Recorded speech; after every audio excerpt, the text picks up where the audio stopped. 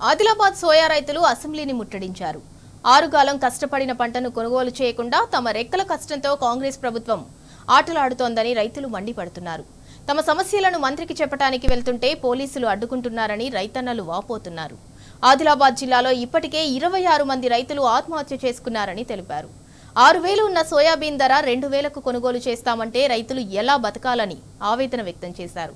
Soybean మద్దతు ధర పెంచి రైతులకు న్యాయం చేయాలని డిమాండ్ చేశారు. ఇక దీనిపై మరింత సమాచారం మా ప్రతినిధి రంజిత్ అందిస్తారు.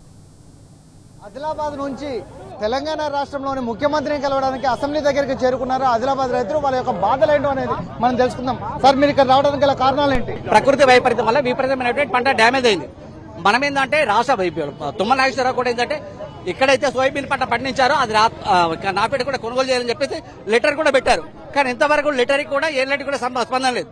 ఇప్పటి వరకు ఆదిలాబాద్ జిల్లాలో 24,000 పైచీలకు రైతులు 72,000 ఎకరాలలో సాగు చేస్తే ఇప్పటి వరకు కొనుగోలు చేసింది 1,64,089 క్వింటల్ మాత్రమే కొనుగోలు చేసింది. అందులో అమ్మిన వాళ్ళు 6,280 మంది మాత్రమే. కానీ ఇప్పటి వరకు అకాల వర్షాలు పడ్డా కానీ నష్టపరిహారం ఇస్తామని చెప్పేసి ఇవ్వలేదు. అంటే ఆగస్టు 16 నుంచి నవంబర్ 4 వరకు మొత్తం తుఫాన్లో కూడా భాగస్వామి. దీంట్లో ఎకరాకు 10,000 రూపాయలు నష్టపరిహారం ఇస్తానన్నారు. ఇప్పటికి కూడా ఇవ్వాలి, అది కూడా ఇవ్వాలి. రాబో కాలంలో ఇప్పుడు రబీలో వేసినటువంటి జొన్న పంటను కూడా రాష్ట్ర ప్రభుత్వం ముందుకు వచ్చి కొనుగోలు చేయాలని చెప్పేసి మేము రాష్ట్ర ప్రభుత్వాన్ని డిమాండ్ చేస్తున్నాం. సోయాబీన్ వచ్చేసి దాదాపు ఎంతమంది రైతులు ఉంటారు? ఎంత ధాన్యం కూడా ఇప్పటి వరకు మీకు అంటే దానికి సంబంధించిన 15,000 రూపాయలు కూడా ఇస్తున్నారు. ఎంతవరకు మీకు ముట్టింది? సోయా ధర మద్దతు ధర గవర్నమెంట్ 5,300 ఉన్నది సార్. 5,300 ఉంటే అది నానినయి నల్లగా వచ్చింది, కలర్ చేంజ్ ఉన్నదని గవర్నమెంట్ ఎత్తేసింది. ప్రైవేట్ వాళ్ళు దాన్ని 1,500కు 2,000కు అడుగుతున్నారు సార్. మరి 5,000 నుంచి 2,000 ఎంత తేడా? ఒక్క కుంటల మీద 3,000 లాసు. ముందే వర్షాలు పడి పంటలు పోయినాయి, పత్తి వండలే. ఈ సోయాలతో ఇంత అమ్ముకుంటామంటే ఇవి ఓళ్ళు కొంటలేరు. మొత్తం 5 మండలాల మాల్ అట్లా ఉన్నది. ఒక్క నెల నుంచి మార్కెట్లో ఉన్నాయి సార్ కుప్పలు. ఎవరు తీసుకుంటలేరు. బాగాలేదు, మాలు మీద తీసుకోమంటున్నాం.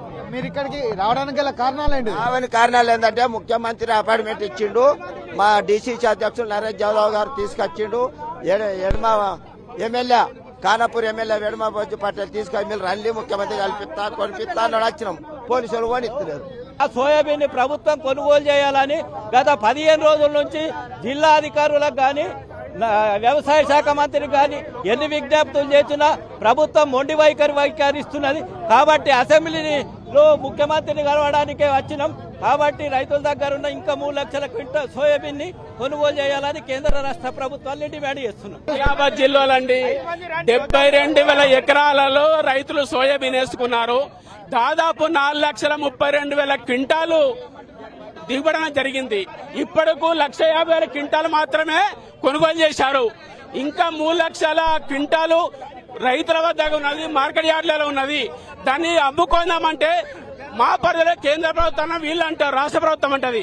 రాష్ట్ర ప్రభుత్వం కేంద్ర ప్రభుత్వం అంటది. ఈ 2 ప్రభుత్వాల మధ్య రైతులు నలిగిపోతున్నారు.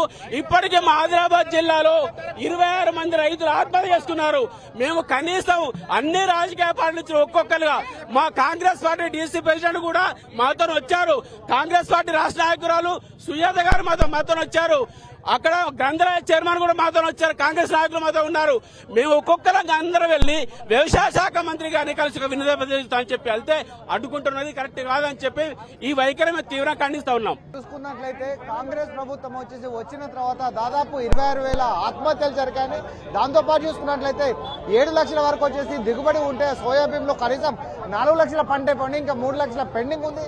దానికి కలర్ మారిందని కూడా కొనుగోలు చేయకపోవడం, 6,000 ఉన్న మద్దతును 2,000కు రావడంతో దాదాపు రైతులందరూ కూడా చావుకు దగ్గరగా ఉన్నారు. కాబట్టి దీన్ని ఆదుకోవడానికి ముఖ్యమంత్రితో వ్యవసాయ శాఖ మంత్రిని కలవడానికి పోతే పోలీసులు ఇక్కడ అడ్డుకున్నారని కూడా వీళ్ళు ప్రధానంగా డిమాండ్ చేసిన పరిస్థితులు కనబడుతున్నాయి. కెమెరామెన్ శ్యామ్తో రంజిత్, టీ న్యూస్, హైదరాబాద్.